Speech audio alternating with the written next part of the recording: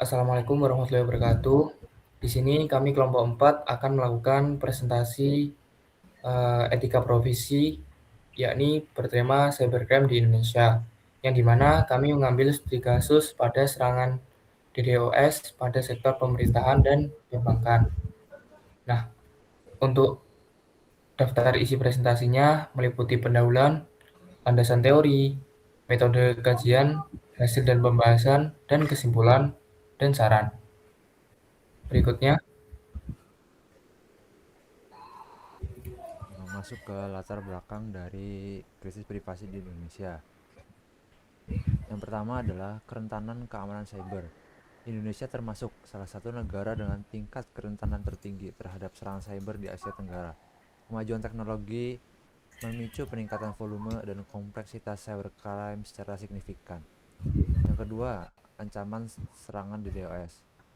Metode serangan dengan membajiri jalur komunikasi menggunakan permintaan yang palsu yang masif, dan hal ini berdampak langsung pada pelumpuhan layanan publik dan gangguan operasional kritis. Yang ketiga ada ketergantungan digital. Ketergantungan organisasi pada infrastruktur digital meningkatkan risiko exposure data pribadi.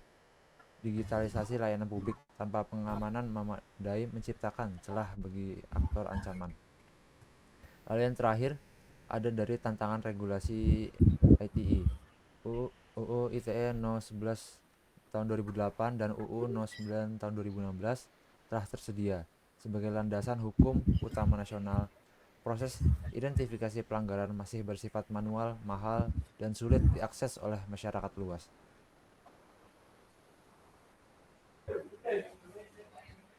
Contoh-contoh kasus nyata serangan cyber di Indonesia. Yang pertama ada dari BPJS Kesehatan pada tahun 2021. Trafik masif menyebabkan gangguan akses layanan publik dan ancaman serius kebocoran data peserta nasional. Yang kedua, tahun 2023 dari Bank Syariah Indonesia. Layanan perbankan nasabah lumpuh total selama beberapa hari akibat serangan ransomware dan DDoS. Yang ketiga, tahun 2024, server KPU dan PDNS. Serangan pada infrastruktur kritis pemerintah yang mengancam integritas data pemilu dan data nasional. Yang keempat ada Kementerian Kominfo. Situs resmi kementerian sering menjadi target anomali trafik, memaksa peningkatkan protokol keamanan darurat. Yang terakhir, tahun 2023 ada dari Dirjen Imigrasi. Kebocoran data paspor dan informasi sensitif pada Juli 2023 yang mengekspos privasi jutaan warga negara. Lalu untuk rumusan masalahnya, kajian ini berfokus pada identifikasi pola serangan DDoS, penentuan sektor yang paling rentan, serta evaluasi komprehensif terhadap efektivitas regulasi hukum dan solusi teknik berbasis SDN di Indonesia. Yang pertama ada dari pola serangan DDoS. Bagaimana pola dan karakteristik serangan DDoS yang terjadi pada sektor publik dan finansial di Indonesia dalam beberapa tahun terakhir. Yang kedua, identifikasi kerentanan. Sektor mana yang memiliki tingkat kerentanan paling tinggi terhadap serangan cyber dan risiko kebocoran data pribadi nasional. Yang terakhir, efektivitas solusi. Bagaimana efektivitas implementasi UU ITE serta solusi teknis berbasis SDN dalam mengatasi dan memitigasi ancaman keamanan cyber. Lalu tujuan dan manfaat kajian. Tujuan kajiannya yang pertama, analisis pola dan mekanisme. Menganalisis pola serangan DDoS dan mekanisme kebocoran data pada infrastruktur digital Indonesia. Yang kedua, evaluasi dampak sektor. Mengevaluasi dampak serangan terhadap layanan perbankan dan integritas data pemerintah. Yang ketiga, ada untuk rekomendasi mitigasi. Memberikan strategi mitigasi yang responsif dan otomatis berbasis deteksi dini. Lalu manfaat kajian. Yang pertama untuk manfaat akademis, menjadi literatur klasifikasi otomatis kasus hukum cyber menggunakan AI berbasis UU ITE. Yang kedua, manfaat praktis, membantu Kominfo atau BSSN dan sektor perbankan merancang sistem deteksi anomali trafik secara real time. Ruang lingkup kajian. Yang pertama, fokus serangan di DOS. Analisis pola serangan volumetrik dan eksploitasi protokol OpenFlow. Kedua, mekanisme botnet dalam membanjiri antrian query pengontrol jaringan. Yang ketiga, identifikasi beban kritis trafik yang melumpuhkan ketersediaan layanan. Kedua, pada sektor pemerintahan. Yang pertama, infrastruktur digital kritis seperti BPJS, KPU, dan Pusat Data Nasional. Yang kedua, tinjauan pada situs resmi kementerian yang menjadi target anomali. Ketiga, studi kasus kebocoran data pada Direktorat Jenderal Imigrasi. Yang ketiga, ada pada dampak privasi data. Pertama, evaluasi kerentanan data kependudukan dan informasi sensitif warga. Kedua, risiko kebocoran data akibat penetrasi sistem elektronik yang tidak sah. Ketiga, analisis integritas data nasional pasca insiden serangan cyber. Yang terakhir, pada sektor perbankan, ketahanan layanan nasabah terhadap gangguan operasional massal. Kedua, perlindungan aset finansial dan mitigasi risiko kerugian ekonomi. Yang ketiga, keamanan transaksi digital di era perluasan attack surface. Oke, selanjutnya adalah konsep dasar cybercrime.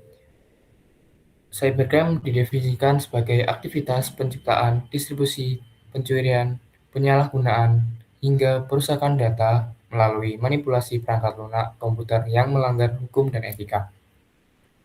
Cybercrime dibagi menjadi dua konsep. Yang pertama adalah cyber against computer, kejahatan di mana komputer atau sistem jaringan merupakan target utama dari serangan tersebut.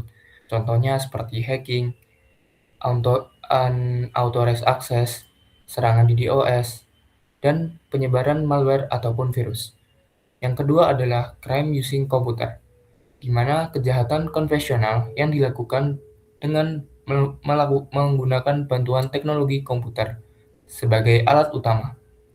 Contohnya phishing dan penipuan online, pencurian identitas, dan distributif konten ilegal.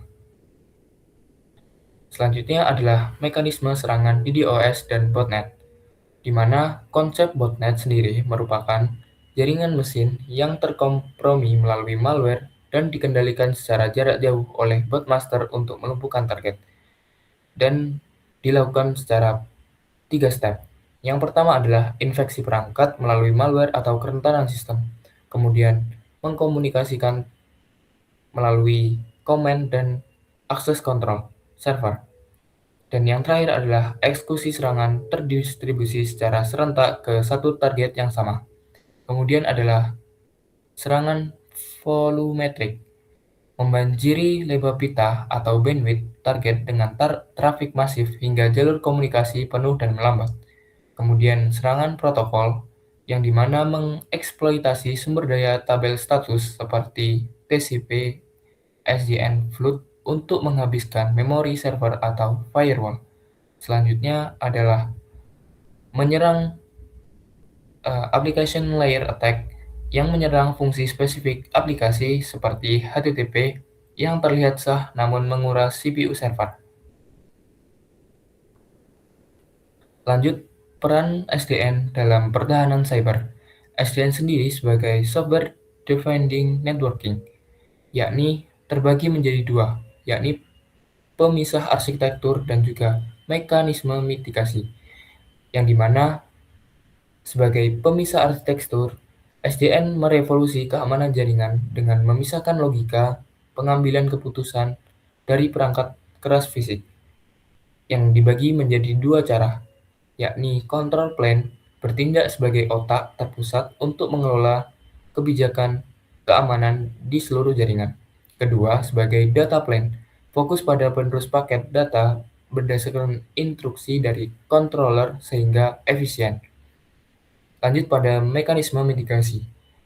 Controller SDN dapat menggunakan machine learning sebagai real-time untuk merespons serangan DDoS dengan tindakan yang otomatis, seperti drop paket, menghentikan aliran trafik berbahaya sebelum mencapai target server. Kemudian, hapus flow rules untuk membersihkan entry table aliran yang dikompromi oleh penyerang.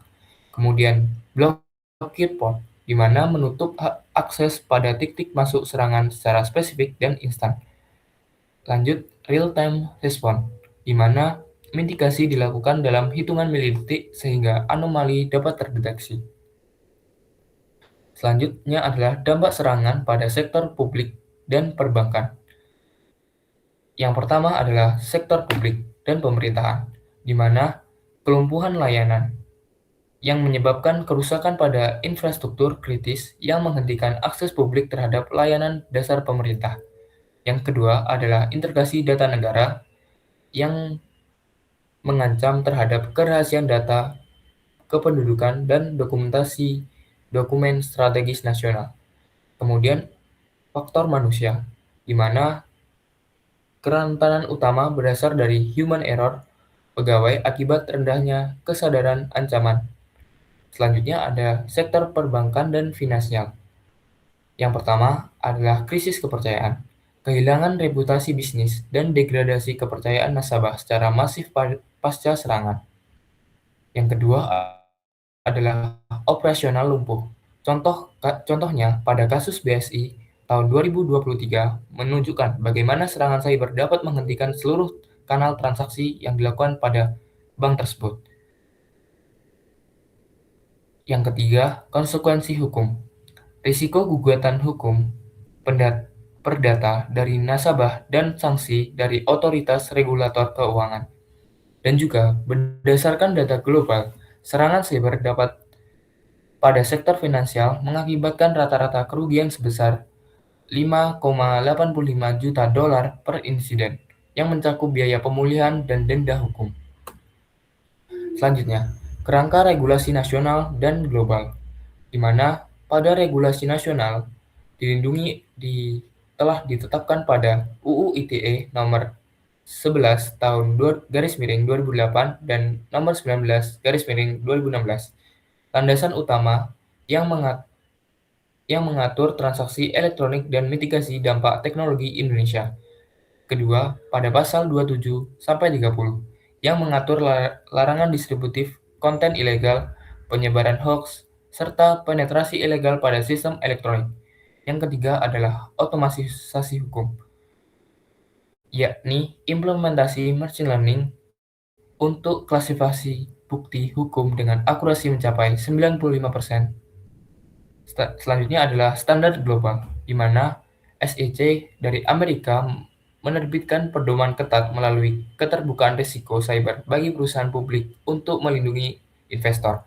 Kemudian Bank of England dari UK menerbitkan kebijakan makroprudensial dan sea-based test untuk menguji ketahanan cyber sektor finansial. Kemudian ITU _PBB, yakni dari global, Indeks Keamanan Cyber Global yang mengukur kesiapan hukum dan kapasitas operasional negara. Selanjutnya adalah tinjauan penelitian terdahulu dalam khususnya teknologi terdeteksi. Pada penelitian Muhammad dan kawan-kawan berfokus pada SIEM dan IDS sebagai pendeteksi anomali DDoS secara real-time. Kemudian pada Abdad Jabar dan Yunus 2023 berfokus pada analisis dampak finansial yang dimana sektor perbankan paling diincar dengan rata-rata kerugian 5,85 juta dolar per insiden. Selanjutnya ada Rahmat et al. Yang berfokus pada hybrid machine learning yang mengklasifikasikan bahwa otomatis bukti kasus hukum UU ITE dengan tingkat akurasi mencapai 95%.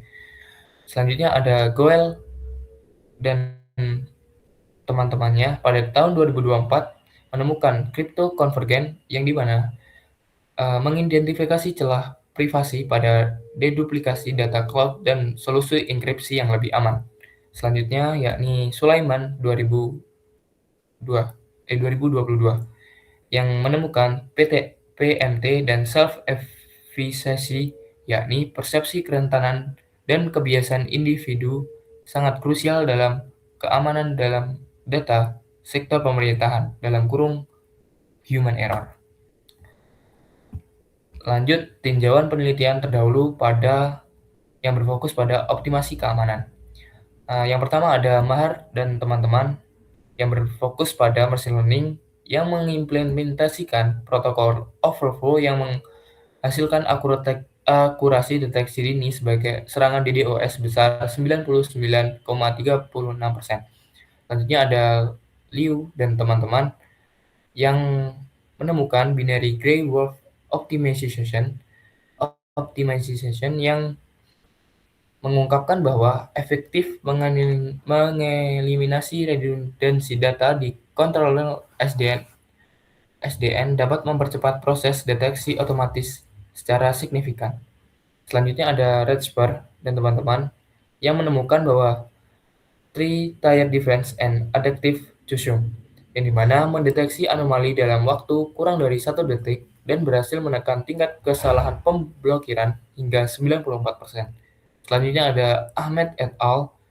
Dan teman-teman pada tahun 2022 yang menemukan deep learning untuk NIDS, yakni untuk mengidentifikasi bottleneck controller melalui tinjauan machine learning untuk meminimalkan alarm palsu pada sistem deteksi jaringan.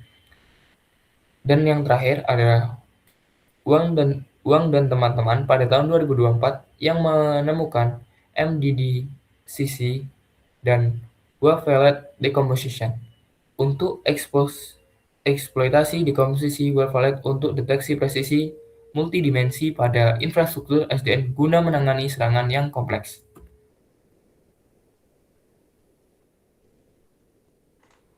Selanjutnya adalah metodologi kajian, mixed sampai metode. Yang pertama ada kualitatif. Rapid System Review untuk memetakan tren serangan cyber di lembaga keuangan. Analisis deskriptif terhadap data sekunder dari laporan resmi lembaga publik. Yang kedua, eksperimental teknometrik melalui simulasi deteksi DDoS di lingkungan SDN. Kemudian pengujian algoritma machine learning menggunakan dataset trafik jaringan real time. Yang ketiga ada yuridis sampai normatif. Analisis dokumen hukum terhadap pelanggan UU ITE nomor 11 atau 2008 dan 2016. Studi terhadap putusan Mahkamah Agung terkait kasus kejahatan cyber di Indonesia. Selanjutnya adalah sumber data dan teknik analisis. Yang pertama sumber data, ada sumber data prime dan sekunder.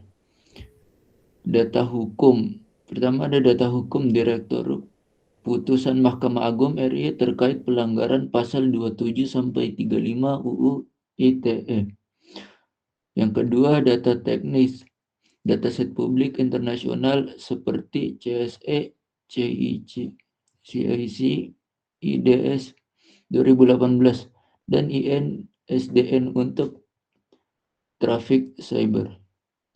Yang ketiga data simulasi, penangkapan trafik raw atau PCAP dari instrumen dan simulasi. Mininet dan RIU, lingkungan simulasi SDN untuk skenario serangan TCP sampai SYN, UDP dan ICMP flood. Wireshard digunakan untuk inspeksi paket data dan analisis perilaku aliran jaringan. CIC Flow Meter Extract fitur aliran jaringan menjadi format CSV untuk pemrosesan ML. Yang ketiga, teknik analisis teknis atau ML, optimasi BGWO, Binary Gray Wolf Optimization, untuk meredukasi fitur dan eliminasi redundasi data. Yang kedua, hybrid ML, klasifikasi anomali menggunakan random forest, XG, BOS, dan decision tree. Yang ketiga, evaluasi pengukuran perform berbasis akurasi, presisi, recall, dan F1 score. Yang keempat, teknik analisis yuridis sampai normatif.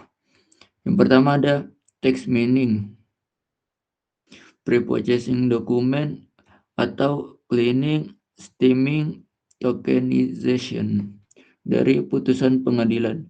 Yang kedua, mutual information atau MI, seleksi fitur narasi hukum yang paling relevan dengan pasal UU ITE. Yang ketiga, support vector machine, model inti untuk klasifikasi otomatis bukti kasus hukum cyber.